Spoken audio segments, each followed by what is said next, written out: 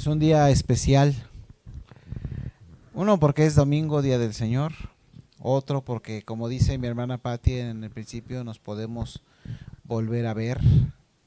Otro también motivo de emociones que, pues bueno, nos hemos mantenido constantes cada uno de nosotros aquí.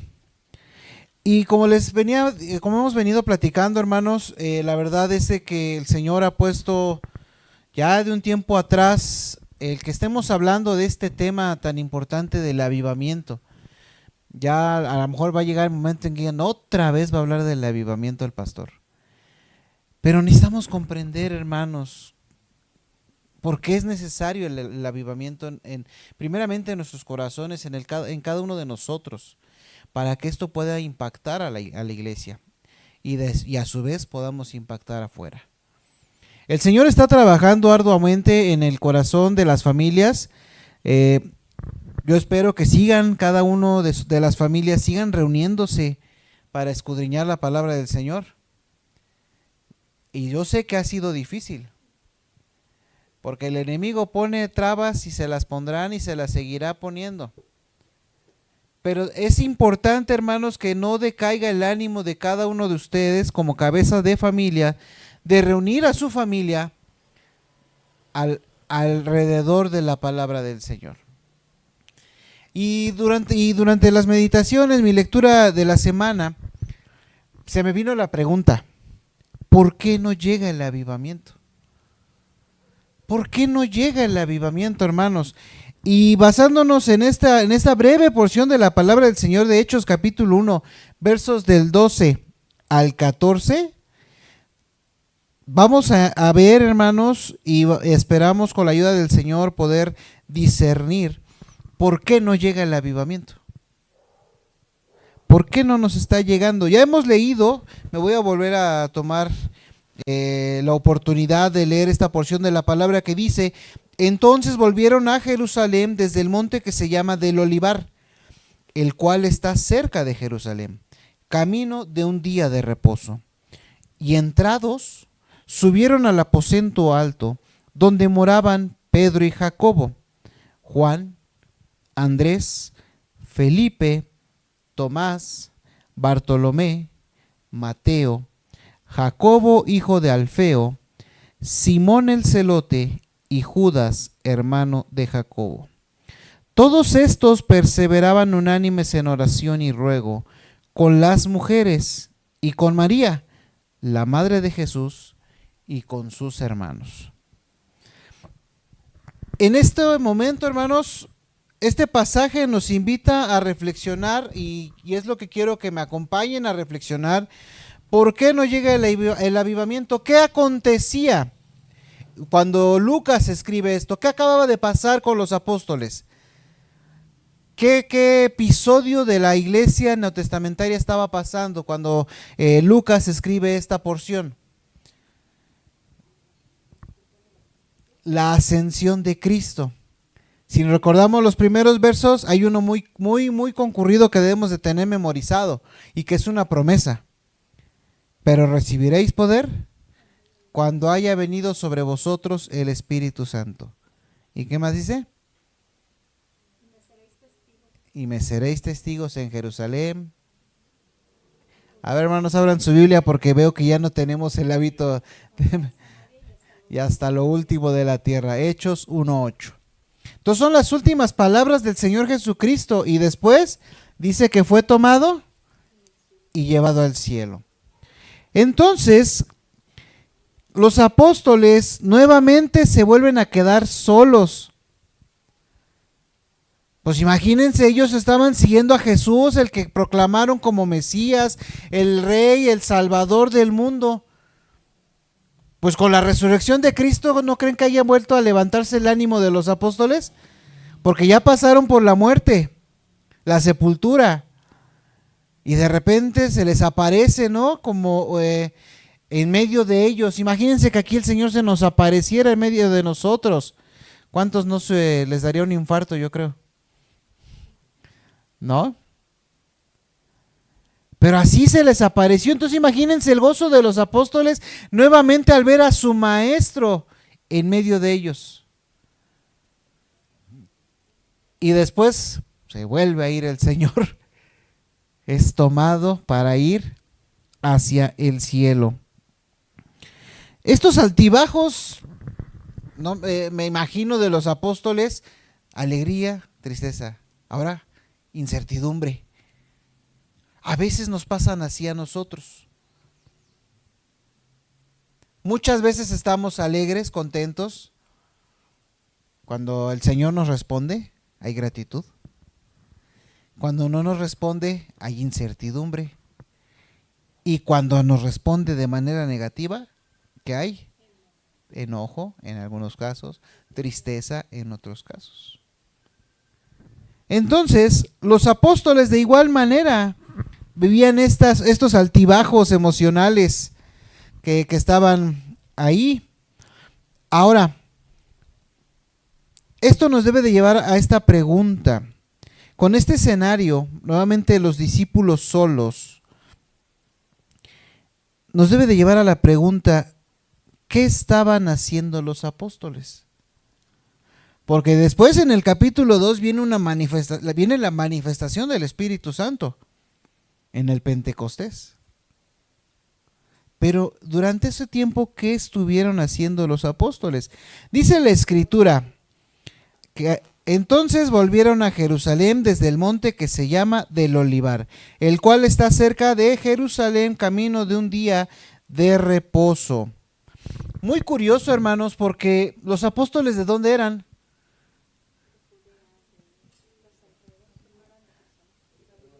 De Galilea.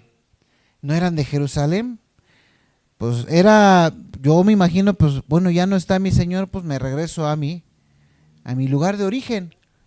Y no, dice que regresaron a Jerusalén, al centro donde todo esto había acontecido. Y algo bien curioso, que al estar estudiando esto, dice, entonces volvieron a Jerusalén desde el monte que se llama del Olivar, el cual está cerca de Jerusalén, camino de un día de reposo. Esta frase es importante, porque según Éxodo, el día de reposo es santo. O sea, no harás trabajo en él, ni tú, ni tu criada, ni tu buey, ni tu asno, ni nada que esté en tu casa puede hacer. Entonces, investigando un poquito más a fondo, ¿qué significa esta frase, camino de un día de reposo? ¿Qué?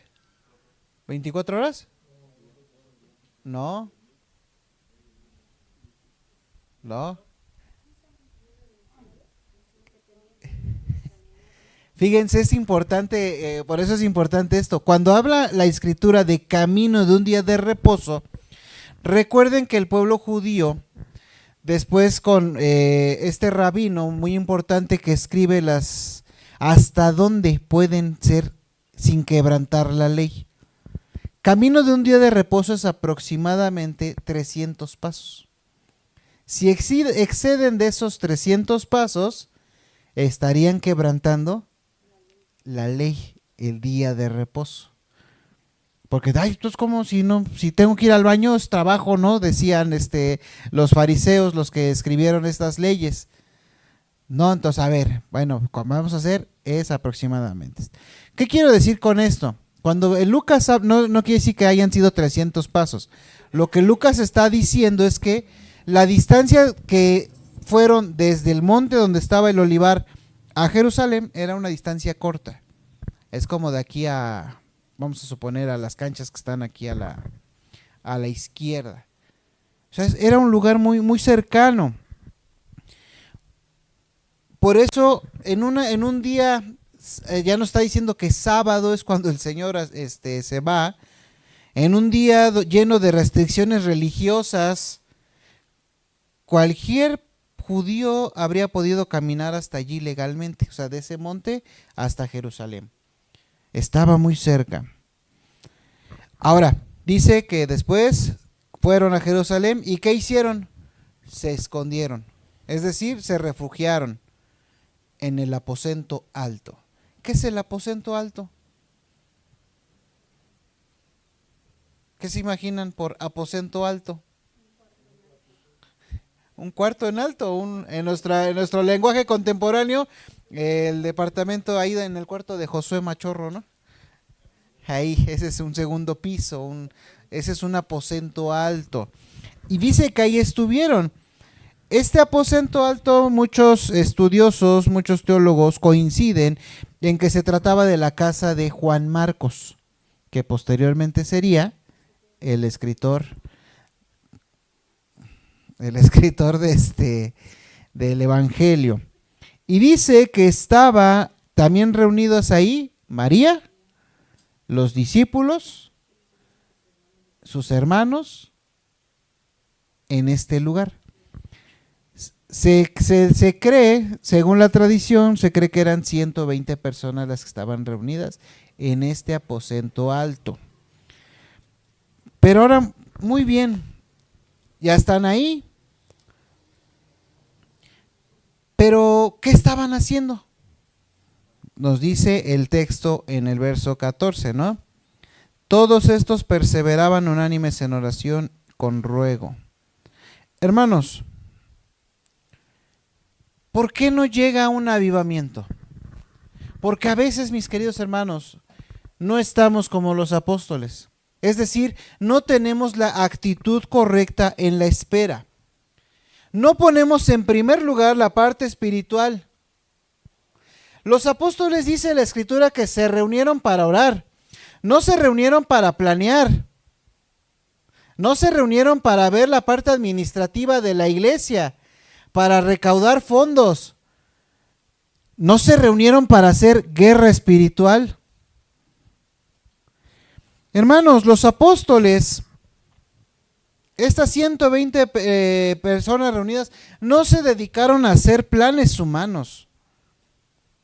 No me imagino a los apóstoles regresando todo cabizbajos y que de repente le dijera Juan a Pedro: ¿ya ves para qué lo niegas al Señor Jesucristo? Mira, ¿no regresaron a pelear?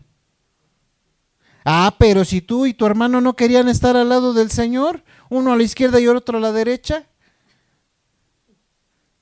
Ah, pero y ese Tomás que mira que no creyó cuando se nos apareció en medio. La actitud de los apóstoles fue diferente. Y muchas veces nosotros cuando nos salimos y nos reunimos, no, es que pasó esto, es que aquello, es que estos, es que aquellos.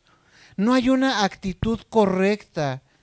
Es decir, no ponemos en primer lugar la parte espiritual. ¿Por qué no llega este avivamiento, hermanos? Porque no tenemos esa actitud correcta muchas veces. Es decir,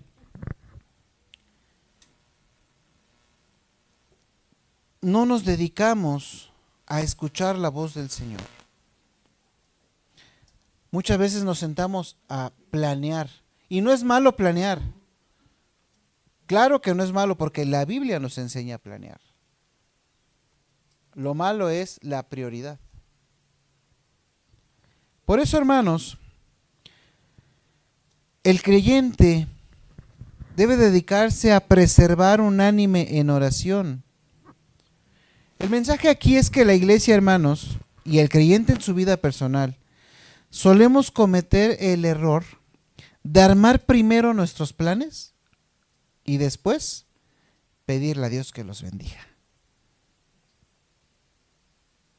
Ese es el error que a veces cometemos, hermanos, que nos sentamos a, pues que el Señor bendiga nuestros planes.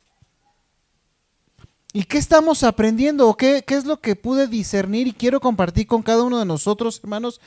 Que es primero doblar las rodillas y perseverar en oración para escuchar la voz del Señor. Esto es lo que hicieron los apóstoles. Perseveraban unánimes. Por eso, hermanos, ¿cuál es el orden correcto según el texto? Es buscar primero ser llenos del Espíritu Santo para entonces poder conocer y ejecutar la voluntad de Dios. Otro tema muy importante que hablaremos en otras semanas: la llenura del Espíritu Santo. Pero necesitamos ser llenos del Señor. Y para ser llenos necesitamos esperar a que Él nos llene realmente con este poder, porque dice que recibiréis poder. Y ese poder solo se lo prometió a los apóstoles, ahí en Hechos 1:8. Ese mismo poder es el que opera aquí hoy con nosotros. No como las doctrinas sesionistas que dicen, no, ya el poder del Espíritu Santo está en ciertos niveles y ciertas cosas sí, ciertas cosas no. No puede ser de esa manera. Porque entonces el Señor pues estaría siendo un mentiroso. Entonces, mis hermanos, el orden correcto es buscar ser llenos del Espíritu Santo primero, para que entonces podamos ejecutar y conocer la voluntad de Dios. Si yo te pregunto ahorita en este momento, hermano, ¿sabes cuál es la voluntad de Dios para tu vida? ¿Cuántos podrían levantar la mano afirmativamente? Gracias a Dios. Y para aquellos que aún no tienen esa seguridad, la invitación es, tienes que estar en oración, así como los apóstoles, perseverar en la oración. Entonces, mis hermanos, debemos de tener esta actitud correcta de saber, hermanos, como iglesia ahora que nos reunimos para planear, es saber que el Señor, si es lo que el Señor quiere. Estoy convencido, hermanos, de que muchos de los planes que estamos llevando a cabo son porque el Señor nos movió a tomar esas decisiones. Como las decisiones que acabamos de tomar hace 2-3 semanas. Estoy convencido de que el Señor nos guía a tomar esas decisiones como iglesia. Porque yo te quiero preguntar, hermano, ¿no sientes tranquilidad después de tomar esas decisiones? ¿No sientes esa ligereza en tu espíritu de decir, ya, gracias Señor por liberarnos de esto? Ahora, hermanos, entonces recordemos esto. Esto es algo primordial. ¿Por qué no llega el avivamiento? Porque no tenemos a veces la actitud correcta en la espera. Ahora, quiero desmentir algo, hermanos, porque hay que ver también lo que no es el avivamiento. Hay una trampa del emocionalismo. Conozco muchos hermanos emocionalistas. Debemos afirmar, hermanos, que el avivamiento no es una emoción pasajera. No es de que, ay, hoy sí me levanté con las pilas, hoy sí me levanté con todas las ganas y voy a alabar al Señor y estoy que no quepo yo. Pero venimos en el camino y se nos cerró un coche y a dónde se fue todo ese contento, ¿no? Eso no, el avivamiento, hermano, no es una emoción pasajera. Las emociones, hermanos, sabemos que son reacciones fisiológicas a estímulos externos. Esas son las emociones, reacciones fisiológicas a estímulos externos. Por eso, hay iglesias, hermanos, que, y hermanos, que tienden mucho a exagerar en este aspecto. Recuerdo cuando alguien se me acercaba y me decía, hermano pastor, que dé un mensaje poderoso, que mueva masas, que mueva corazones. Yo así como que, bueno, haremos lo posible, ¿no? Otros, no, es que súbele a la música. Queremos que la música sea lo que nos abrace, nos mueva. Esto, hermanos, muchas iglesias manipulan a las masas mediante estas cosas. La música estridente, los volúmenes a alto volumen y con mucha música comercial. Es que lo comercial es más pegajoso. cánticos repetidos decenas de veces hasta inducir a las personas en un tipo de trance o tipo de adormecimiento. Eso no es avivamiento, eso es emocionalismo. También el sensacionalismo.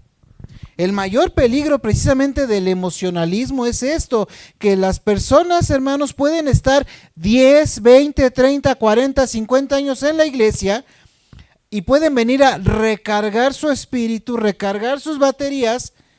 ¿Y qué creen? Cada domingo salen exactamente igual.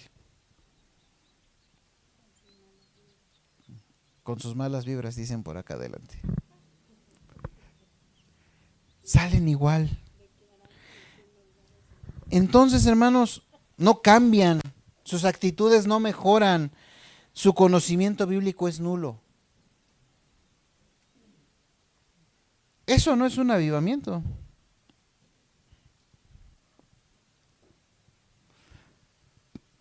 Por eso, mis hermanos, debemos de tener mucho cuidado en confundir el avivamiento con el emocionalismo. Entonces la pregunta sería, bueno, pastor, si esto no es avivamiento, ¿cuál es la esencia del avivamiento? ¿Qué es esa esencia? Bueno, si descartamos ese emocionalismo, descartamos la mera organización de todo esto, podemos definir el avivamiento como una entrega,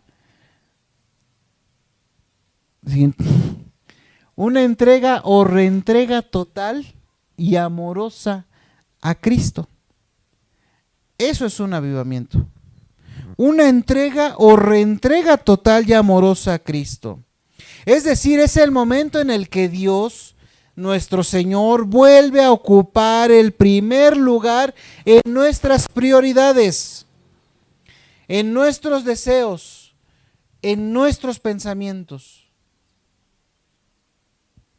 ¿Qué ocupa tu prioridad? ¿La comida que se va a compartir con los hermanos? ¿Ocupa tu prioridad el cómo voy a ir vestido? Lo veíamos hace 8 días. ¿Qué te motiva a venir aquí? Ah, es que me van a hacer examen. Es que tengo que hacer esto. Hermano, el verdadero avivamiento es esa entrega o reentrega total y amorosa por tu Señor. En el de que a pesar de las circunstancias vas a buscar primeramente al Señor y su justicia.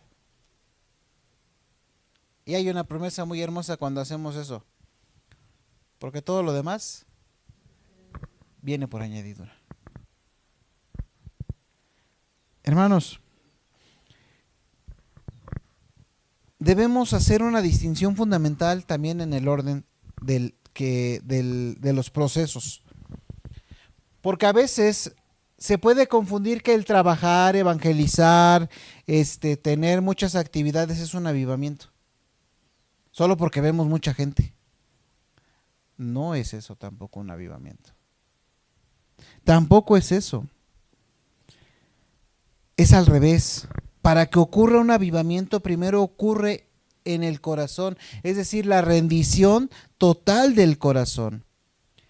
Y como resultado, hermanos, inevitable, precisamente será que va a fluir el trabajo, va a fluir la organización, va a fluir el evangelismo e incluso, hermanos, de forma legítima, la manifestación emocional.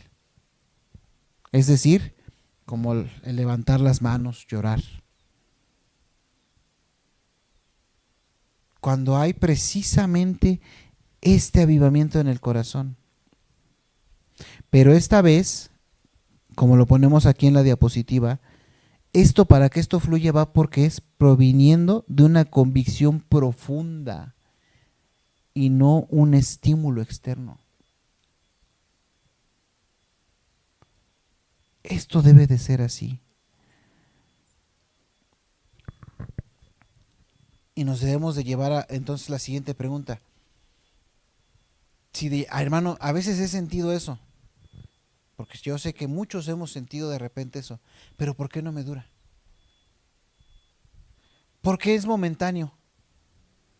Bueno, hermanos, porque el único estorbo para el avivamiento o para mantener este avivamiento es el pecado. Es el pecado, hermanos. Hay que enfrentar una idea muy común, ¿eh? Fíjense, a veces se dice que el avivamiento llegará cuando Dios en su soberanía decida mandarlo. ¿Cuántos han escuchado eso? No, el Señor lo va a mandar cuando Él decida. Y a veces es el pensamiento que tenemos, cuando Dios decida. No es completamente correcto. Debemos de rechazar esto. ¿Por qué? Porque implicaría que si la iglesia es tibia, en este sentido, es porque Dios quiere que sea tibia.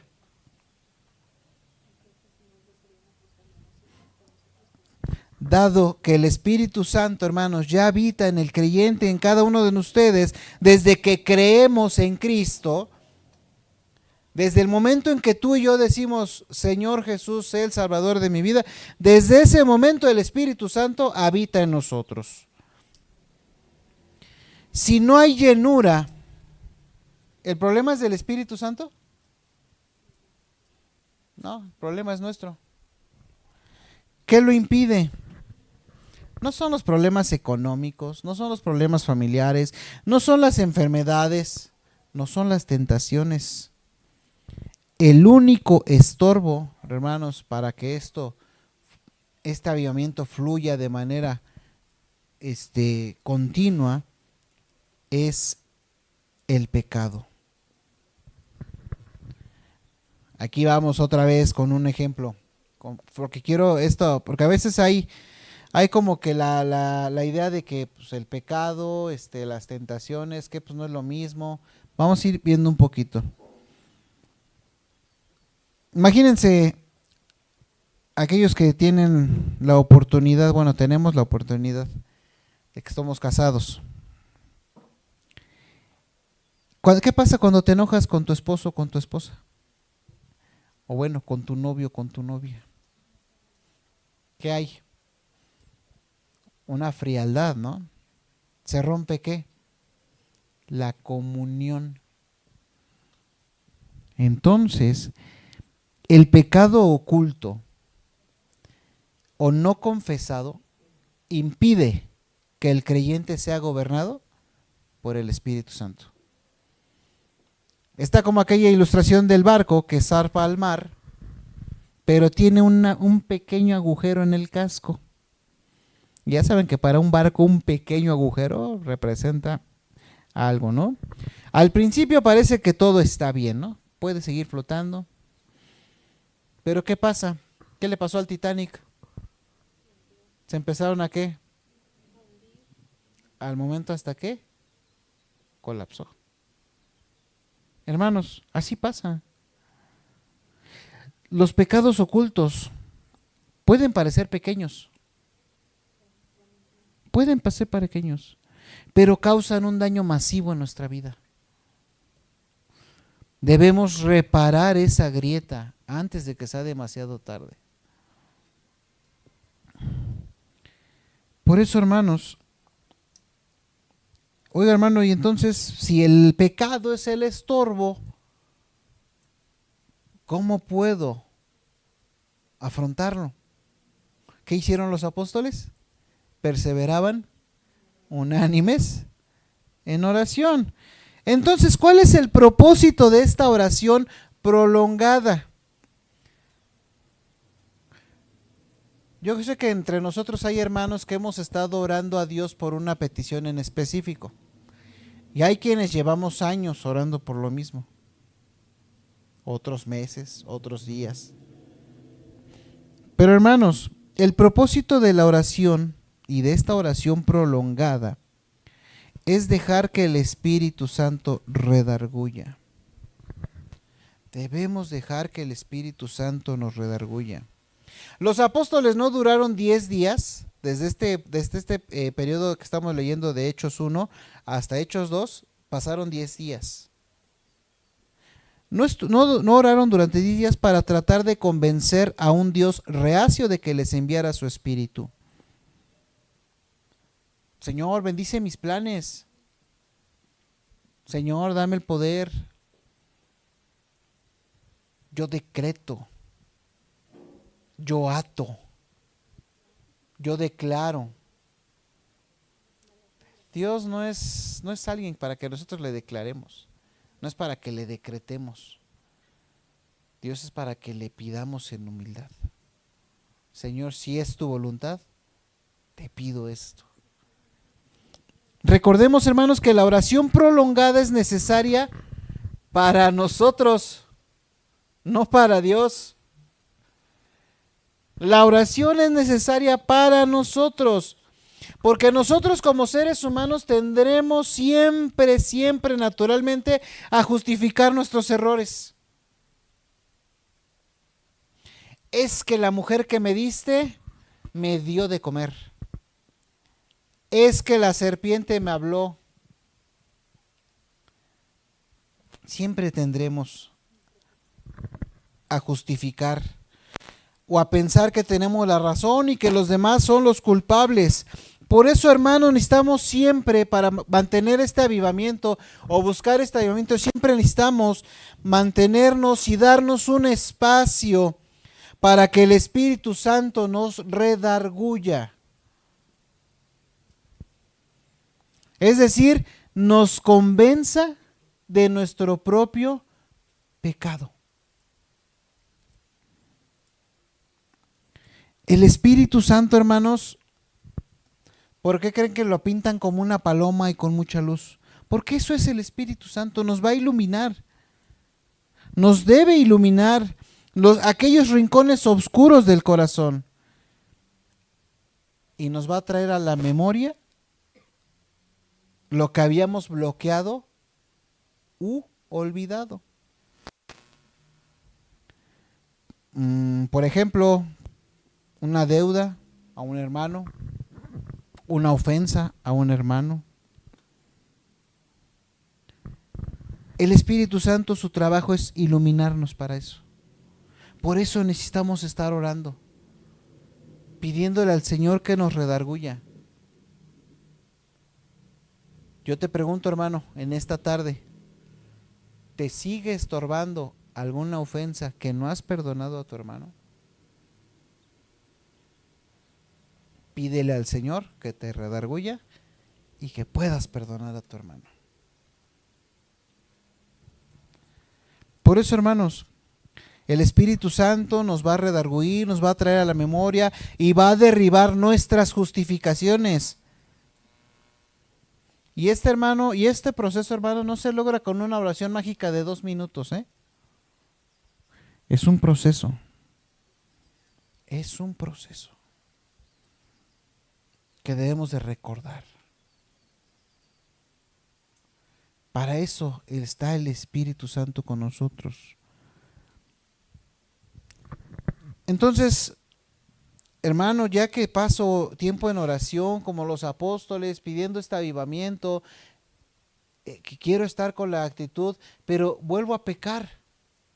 ¿Qué pasa, hermanos, con mi avivamiento, con esta parte? Hermanos, recordemos que somos perdonados por Dios. Sabemos que cuando aceptamos al Señor Jesucristo, el Señor nos perdona por nuestros pecados pasados, por los presentes y por los futuros. ¿Sí? Pero cada que pecamos, ¿qué pasa? Rompemos o estorbamos esa comunión. ¿Sí? Esto es bien importante, ¿eh? La salvación, hermanos, ¿se pierde o no se pierde? Pregunta de examen para los de bautismo. ¿Seguros? Me lo van a sustentar con la Biblia en la mano, ¿eh? Estamos de acuerdo, no se pierde la salvación. No se pierde. Pero sí se estorba la comunión con Dios cuando pecamos. Esa es la gran diferencia. Entonces, vamos nuevamente con nuestra analogía. ahora sí que desde que me casé vuelvo a recordar todas estas analogías. Si unos esposos se enojan hoy, ¿qué pasa? No se hablan, ¿no? Se distancian. Pero no significa que están divorciados, ¿no? No significa que están divorciados. Siguen casados, pero su comunión es interrumpida. ¿De acuerdo?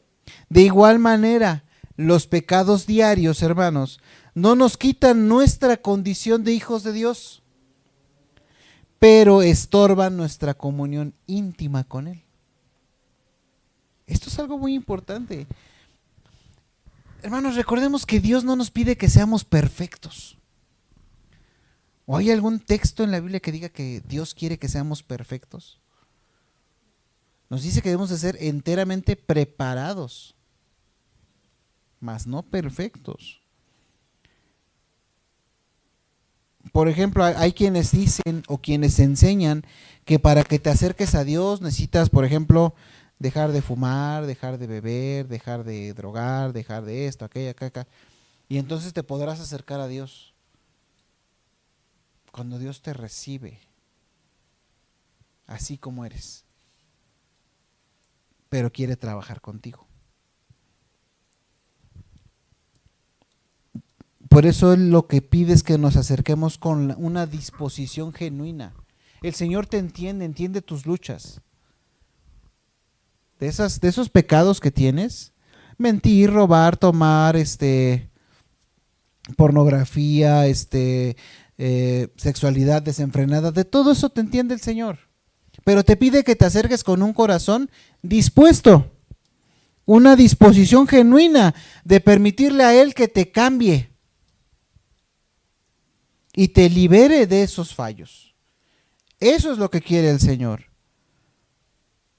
¿Por qué? Porque entonces, para que haya este avivamiento dentro de ti, dentro de la iglesia, está estorbando este pecado, está estorbando estos pecados.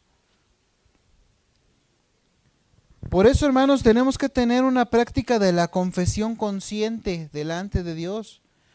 ¿Cuál es la diferencia entre pecado y actitud? ¿O por qué es diferente? Debemos desechar, hermanos, oraciones muy genéricas. Como por ejemplo, Señor, perdóname por todos mis pecados. Cuando en realidad tú sabes por dentro cuál es el pecado que debes de confesarle al Señor. Eso es lo que debemos de desechar, porque realmente hacer este tipo de oraciones genéricas, hermanos, no producen una verdadera conciencia en nosotros. Escuchando una vez al pastor Cristian en uno de sus mensajes, con respecto a la oración, hizo una recomendación que quiero compartir con ustedes. Me pareció muy, muy adecuada. Él recomienda que estés... por ejemplo, él decía y hacía la pregunta, ¿para orar se necesita cerrar los ojos? Pues no, la Biblia no te dice que cierres los ojos. ¿No? Entonces haciendo esa pregunta, ¿no? De que no hay un mandato bíblico que te diga que debes cerrar los ojos. Pero entonces dice, bueno, entonces cuando estés ahí meditando, estés en este tiempo a solas con el Señor, toma un cuaderno y una pluma. Y durante este tiempo, anota todo lo que el Espíritu Santo te vaya revelando durante días o semanas. En este autoexamen se deben distinguir y confesar dos cosas. La primera, los pecados. ¿Qué son los pecados? Son actos puntuales y específicos. Por ejemplo, escribir, ayer mentí, ayer me enojé con mi esposa, tomé esto que no era mío. Esos son los pecados. O sea, es decir, son actos puntuales y específicos. Dentro de esta meditación que tú y yo estamos haciendo con nuestra pluma, nuestro cuaderno, lo otro que debemos de distinguir es las actitudes. ¿Qué son las actitudes? Son condiciones continuas y arraigadas en el corazón. Por ejemplo, alguien no es orgulloso por 30 segundos, ¿verdad? O no es rebelde por 20 minutos. O es soberbio por 15 minutos. O codicia. Este tipo de cosas son estados permanentes que dominan la personalidad. Por eso, ambos, los actos puntuales y las raíces del carácter, deben de ser llevadas, hermanos, a la luz, anotados y rendidos ante Dios en este proceso de espera y oración.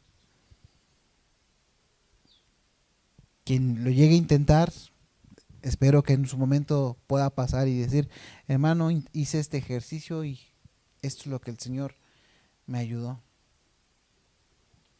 Porque si de algo debemos estar seguros, hermanos, que aquí, como iglesia, no vamos a juzgar, vamos a glorificar a Dios porque te reveló. Y yo quisiera que esa revelación que te dio a ti, me la dé a mí. Para que cada vez que yo me levante y diga, Señor, esto, aquello, gloria a Dios. Por eso, hermanos, para concluir, el verdadero avivamiento, hermanos, no es un evento emocional como ya lo hemos visto, ni es el resultado de estrategias humanas. Es una entrega absoluta y amorosa a Dios. Eso es el avivamiento. Y el único camino, hermanos, para experimentarlo es la oración perseverante, cuyo propósito, hermanos, de la oración no es convencer a Dios de que nos bendiga, sino permitir que el Espíritu Santo nos revele los pecados y actitudes que estorban nuestra comunión con Él. Entonces, hermanos, podemos articular esta enseñanza en 3 pilares fundamentales. Primero, el problema no es la voluntad de Dios. Ojo con esto, La voluntad de Dios es que nosotros seamos bienaventurados. El problema es nuestra condición. El Señor no está reteniendo el avivamiento por capricho, El Señor, el creyente tú y yo ya tenemos al Espíritu Santo dentro de nosotros, ya somos perdonados, ya somos salvados. Pero nosotros toleramos pecados ocultos, rencores, actitudes justificadas como el orgullo, la rebeldía, que éstas funcionan como un muro en nuestra relación íntima con Dios. Tampoco, hermanos, la falsedad de los atajos modernos. No hay fórmulas contemporáneas que busquen el avivamiento, No hay fórmulas. Ni la manipulación emocional como la música, los gritos, la histeria, la guerra espiritual. Nada de esto, hermanos. Ninguna planificación administrativa de parte de la iglesia. Ninguna de estas cosas, hermanos, puede sustituir el doloroso, pero necesario proceso del arrepentimiento genuino. Y tercero, el verdadero rol de la oración, hermanos. Los discípulos no oraron 10 días en el aposento alto porque Dios fuera sordo, sino porque el ser humano tarda en rendirse. A veces tardamos nosotros en rendirnos a la voluntad del Señor. Como dicen ahí en un libro que tenemos que se llama Ilustraciones, 300 ilustraciones para mensajes. La oración es el quirófano donde el creyente se expone voluntariamente a la luz de Dios para que Él exponga sus verdaderas motivaciones, lo lleve a confesar sus fallas concretas y lo guíe a una rendición incondicional. La oración es el quirófano donde el creyente se expone voluntariamente a la luz de Dios para que Él exponga sus verdaderas motivaciones y lo lleve a confesar sus fallas concretas y lo guíe a una rendición incondicional. ¿Por qué no llega el avivamiento, hermanos? Tal vez la respuesta es que nos ha faltado orar y esperar con la actitud correcta. Solo en un corazón rendido, hermanos, fluye el Espíritu Santo. Gracias, Señor, te damos por la bendición que nos das de haber abierto la Escritura, Señor, y recordarnos, Padre, que así como los apóstoles se reunieron para orar, así nosotros. Señor, como iglesia, te pedimos que nos ayudes a comprender la necesidad que tenemos de estar constantemente en oración. Sé que tú trabajas con cada uno de mis hermanos en lo íntimo. Y yo te pido, Señor, porque les des fortaleza, Señor. Les des el ánimo, Señor, de acercarse y esperar en ti. Ayúdanos, Señor, como iglesia. Pues todo esto te lo pido en el nombre de tu Hijo amado Cristo Jesús. Amén.